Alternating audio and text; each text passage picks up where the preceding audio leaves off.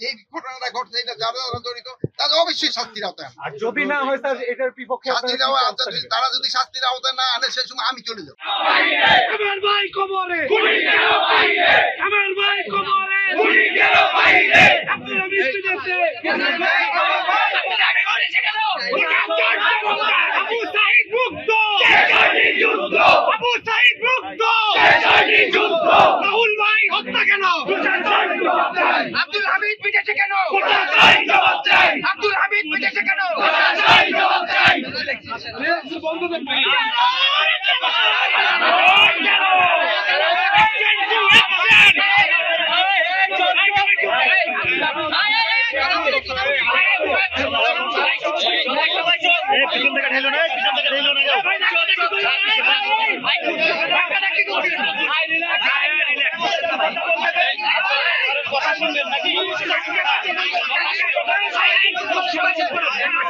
ভাই আমরা দয়া করে চুপ করি, সবাই চুপ করি ভাই, সবাই চুপ করি ভাই, বসো আমরা চুপ করি সবাই বসো বসো এই পিছন থেকে এখানে কি কেউ বাইরে আছে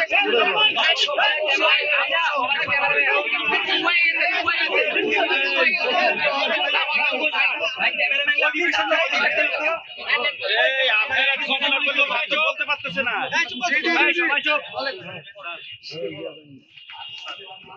এই ঘটনাটা ঘটছে এটা আমার অবশ্যই ঘটছে, এটার জন্য যারা দায়ী তাদের শাস্তি আওতায় আনা হবে। এটা এই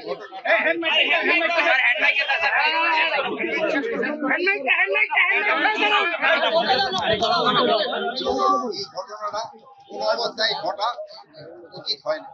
এটার জন্য যারা দায়ী অলরেডি অর্ডার করা হয়েছে তাদের শাস্তি আওতায় আনা। প্রতিশ্রুতি না, আমরা কিন্তু অনেক জায়গায় অ্যাকশনও যাচ্ছি। আন্দোলন যারা আমাদের বুকে গুলি চালাইছিল তারা আজকে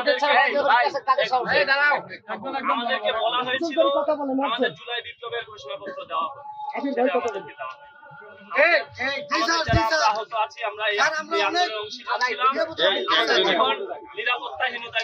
আপনারা দেখছেন আমরা তো জেলা পর্যায়ে আছি, আমাদের শীর্ষ পর্যায়ে যারা হাসনাত তাদের লাইভ নিরাপত্তাহীনতা, যেমন হাসনাতের সাথে যারা কি করছে, আমি তো হাসনাতের সাথে ঘটনা ঘটার সাথে সাথে কথা হয়েছি, ওই দিন রাত্রে কিন্তু আমরা 54 জন যে আইনের আওতায় আপনারা গ্রেফতার করতেছেন কিন্তু বিচার হচ্ছে না কেন? তাদেরকে আবার বাইরে ঘুরে বেড়াচ্ছে কেন?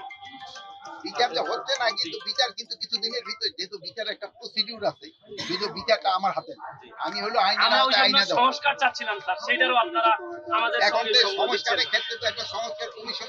এই রাষ্ট্রকে পাহারা কে দিচ্ছে তাহলে সব ঘটনা ঘটার পরে হবে আসলে না, ঘটার আগেও করা হচ্ছে, ঘটার পরে হচ্ছে, আমি তো অস্বীকার করবো না, এটা ঘটার আগে হচ্ছে, ঘটার পরে হচ্ছে। এটা কোন অবস্থায় এটা গ্রন্থিত না, এটা কোন অবস্থায় গ্রন্থিত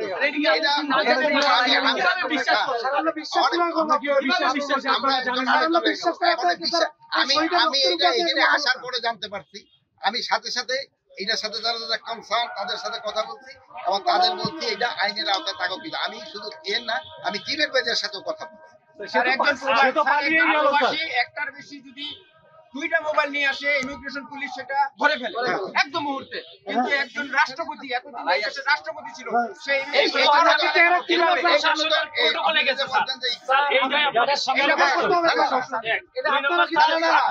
আমাদের রক্তের উপরে বসে আছেন স্যার, আমরা যে আহত আছি, আমরা যে এই আন্দোলনে এই প্রথম সারির যোদ্ধা ছিলাম, আপনারা আমাদেরকে কোনোভাবে কনসার্ন আমাদের যে বলার কথাগুলো আপনারা কিন্তু আমাদের উপরে এই পুলিশ প্রশাসনই কিন্তু গুলি করছে, হয়তো একটু চেঞ্জ হয়েছে কিন্তু তারাই কিন্তু গুলি করছে। আপনারা তাদেরকে নিয়ে আবার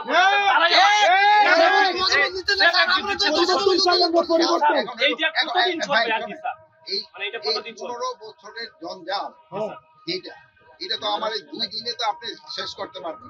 আরেকটা জিনিস হলো, আপনি একটা দেখেন আমরা যে পরিস্থিতিতে আপনারা আমাদের দায়িত্ব দিচ্ছেন, ওই পরিস্থিতি থেকে কি একটু উন্নতি হয়েছে কিনা? আব্দুল হামিদ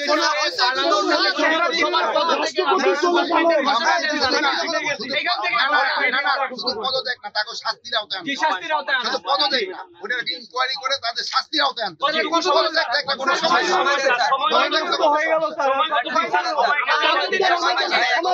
আমি তো ধরেন এখানে আসার পরে আমি তো এখানে আসার পর আমি তো আমি তো মানে আমার তো একটা সময় তো আমি পাই 24 ঘন্টার মধ্যে হবে স্যার এটা তাদের ব্যবস্থা। এখন আমি তো ধরেন যাইতেছি এগ্রিকালচার আমার একটা প্রোগ্রাম আমি অলরেডি ওই এখন যে গাড়িতে যাবো না কতটুকু আগাইছে হয়তো কিছু জানতে পারবো আর অবশ্যই একটা ব্যবস্থা নেওয়া এটা কোনো অবস্থা ছাড় দেওয়া যাবে না এটা তো এই এই এই যে ঘটনাটা ঘটছে এটা যারা যারা জড়িত তাদের অবশ্যই শাস্তির আওতায় আর যদি না হয় স্যার এটার বিপক্ষে শাস্তির আওতায় তারা যদি শাস্তির আওতায় না আনে সেই সময় আমি চলে যাবো